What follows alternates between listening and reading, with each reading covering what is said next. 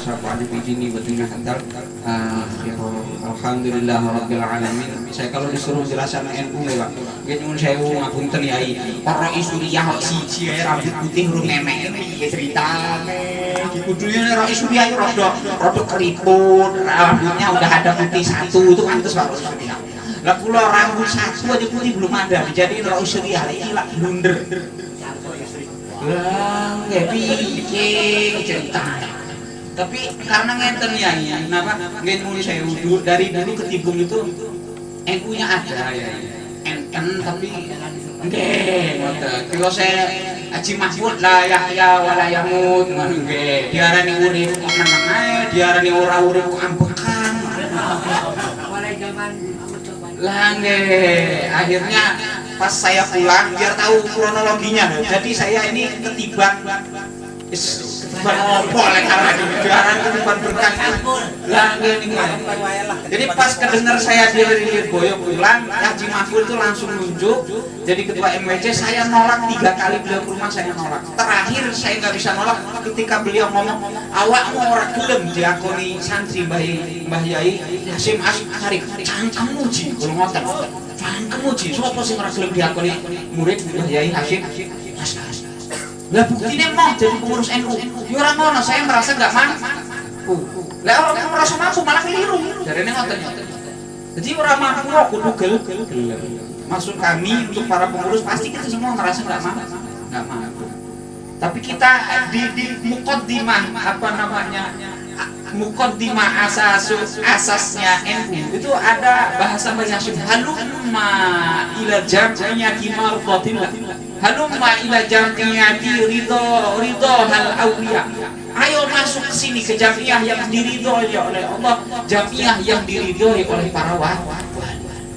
Kenapa? Karena beliau sebelum membentuk Jamiah Nahdlatul Ulama tadi diutarakan bahwa beliau sudah sowan Syekhuna Khalil Bangkalan, sudah sowan Habib Hasyim, kakek daripada Habib Lutfi. Beliau berdua ridho untuk mendirikan Jamiah Nahdlatul Ulama.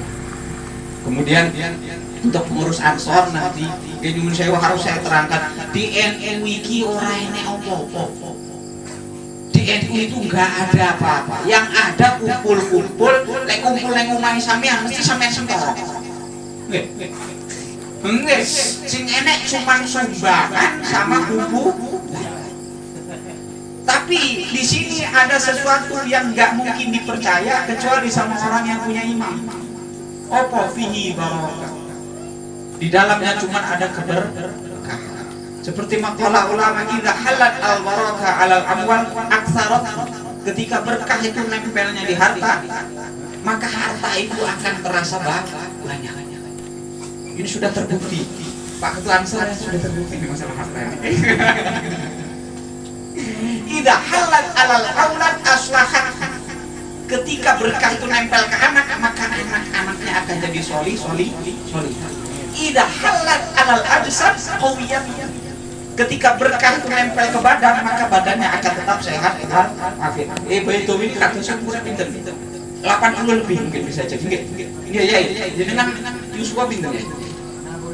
Nah, 65. Tapi masih segar, Bu. Ada di motoran, Pak. Lah, motoran. Aku ae dalu motoran mulai mesin. Pernah jatuh di kedung sapi itu 10 meter. Iya. Motor ini. Ngantuk ya, Pak. Enggak ngantuk di cycle travel. Travelnya geblak nih kok bijinya ya. Lah ya bijinya geblak nih ke travelnya. Mana tebengan besi itu. Nggih. Kita lompat dari mana? Itu bukti bahwa keberkahan itu nggak ada yang percaya berkah kecuali cuman santri. Dan satu ya sekali lagi yang digadang-gadang kita pengurus NU cuman satu yang kita harapkan. Kata Mbah Hasyim, sapa wonge yang mau mengurusi NU, nyuwun sewu pengurus nggak usah tersinggung. Bahasanya Mbah Hasyim ya, siapa yang mau mengurusi NU, bukan jadi pengurus NU ya. Siapa yang mau mengurusi NU, saya akui sebagai santri. Siapa yang saya akui sebagai santri, maka dia dan keturunannya akan saya doakan husnul khatimah. Nanti mikir lagi, Mbah Hasyim itu ya. Nah, saya cerita dikit Mbah Hasyim. Mbah Hasyim itu beliau punya sematan panggilan Hadratus Syekh. Hadratus Syekh dari zaman sampai sekarang itu cuma dua. Satu Hadratus Syekh Hasyim Asy'ari ini Indonesia terutama. Yang kedua Hadratus Syekhah Fatimah Al-Palembang. Cuma ada dua yang hafal Quran plus kutubus sittah. Kutubus sittah surah Al-Nisa. Kutubus sittah itu 6 induk besar kitab hadis. Bukhari, Muslim, Nasa'i, Tirmidzi, terus Abi Dawud. Satunya Bukhari, Muslim, Sunan Abi Dawud, Sunan Tirmidzi, Sunan 6 kitab hadis besar itu hafal di luar kepala plus sana. Kalau dibilang hafal hadis Hadratus Syekh berarti plus sana. Sana itu dari beliau ke gurunya sama Hadratus Rasul Sayyidina Muhammad sallallahu alaihi wasallam. Lah, sampai sekarang di Indonesia belum ada yang menyandang predikat Hadratus Syekh. Ada sekarang baru-baru yang kita kenal Al-Hafidh. Kalau Al-Hafidh itu hafal 100.000 hadis. Beliau siapa? Habib Umar bin Hafidh Hadramaut Yaman. Dan beliau Habib Umar tiap bulan ngaji di PBNU lewat live streaming membahas kitabnya Mbah Hasyim. Ada kitab Mbah Hasyim, salah satunya Adabul Alim wal Muta'al. Itu kitabnya Mbah Hasyim. Banyak kitabnya banyak. Maksud saya biar kita kenal siapa itu Hadratus Syekh. Jadi insya Allah benar-benar doa beliau Gus Dur itu terkenal wali katanya ya. Lagi kakeknya Gus Dur. Nah kakeknya jangan ditanya Gus Durnya aja begitu. Kakeknya koyo apa? Ampun. Nah sekali lagi yang kita harapkan jadi pengurus NU itu hanya ridho dari Hadratus Syekh, doa dari Hadratus Syekh Mbah Hasyim Asy'ari. Kemudian tugas kalau secara komplit tugas itu nanti koordinasi sama ketua. Jadi pengurus harus tahu jelas domainnya masing harus tahu ADART struktural keorganisasian, jangan blunder, jangan salah. Kemudian tugas secara umum aja, mesti kalau dia pertemuan NU itu mesti lagu Indonesia Raya pertama. Kemudian yang kedua adalah syubah. Yang ini baru-baru juga syubhanul motor. Kenapa? Ini untuk menunjukkan selama-lamanya NU tidak pernah bangkang sama pemerintah dari level manapun. Nyun sewu.